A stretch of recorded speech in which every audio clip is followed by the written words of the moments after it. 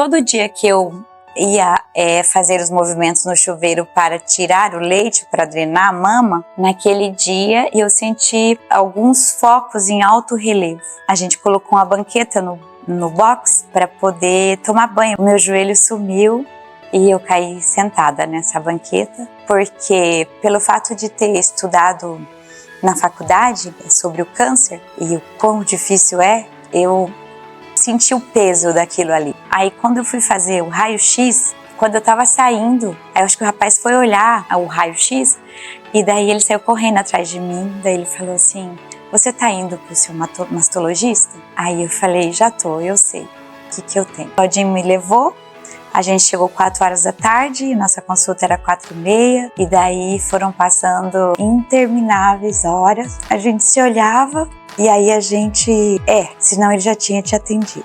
E eu fui ficando por último, eu fui, acho que 7h30 da noite, que ele foi me atender. E daí a gente entrou na sala, ainda com fio de esperança, de que não. E não era nada. Ele pediu pra gente sentar, explicou que ele deixou a gente por último, porque não era notícia fácil de dar. E não era a melhor notícia, não só no sentido da enfermidade, mas em relação às chances de vida. E nós, muito jovens ainda, eu particularmente fiquei muito abalado. Muito abalado porque minha esposa, com a Anne, recém-nascida, com 6 meses de vida.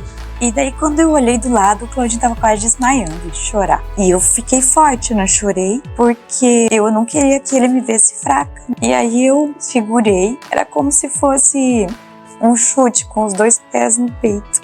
Aqueles 6º mês eu tava no ápice, assim, da alegria de... A Anny tava na melhor fase, com 6 meses, a Manu, com 6 meses, a bebê já começa a interagir com a gente. A gente tava numa fase muito boa. Tinha a impressão que é como se eu estivesse andando em uma ponte com um abismo infinito nos meus pés e de repente eu caísse nesse abismo. Me lembro que saí do consultório, liguei pro meu pai e de pronto ele falou: não, filho, o que você precisar, tamo junto, né? Tamo junto e vamos fazer o melhor.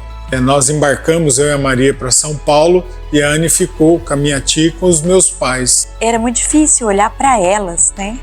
A Manu já entendia muito e olhar para as duas doía demais, assim. Deixar as meninas foi muito difícil. Eu lembro que eu abracei elas, me fazendo de forte, mas eu estava muito derrubada.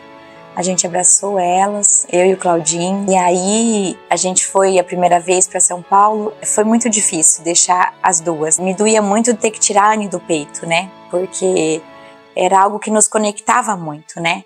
Mas eu entendi que era necessário, que eu só poderia dar continuidade à vida se eu tivesse aquele passo de buscar ajuda. Foi um período que eu me dediquei muito, como pai, como mãe, com a Annelise. Eu chegava do trabalho, às vezes cansado, ia brincar com ela, ia dar banho, era eu que dava banho nela, então eu tinha uns peixes, né? Então peixe, tartaruga, tubarão, fazia a banheira dela, né?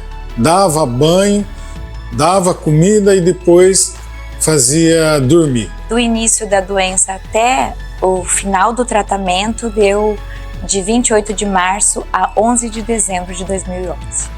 Em torno de 8 ou 9 meses. Eu orava muito Isaías 53, 4 e 5, porque o Senhor levou sobre si todas as nossas enfermidades, todas as minhas enfermidades. E eu falava: Deus, o Senhor levou um câncer, o Senhor levou 2. E a minha oração era dizer que eu queria ver as minhas filhas crescer, que eu queria ver a Annelise crescer, que eu queria ver a Emanuele crescer, e que eu queria viver com o meu marido até ficar velhinho. E nisso a vida foi ganhando sentido, ganhando rumo, e a fé foi voltando, fortalecimento em Deus, e estamos aqui.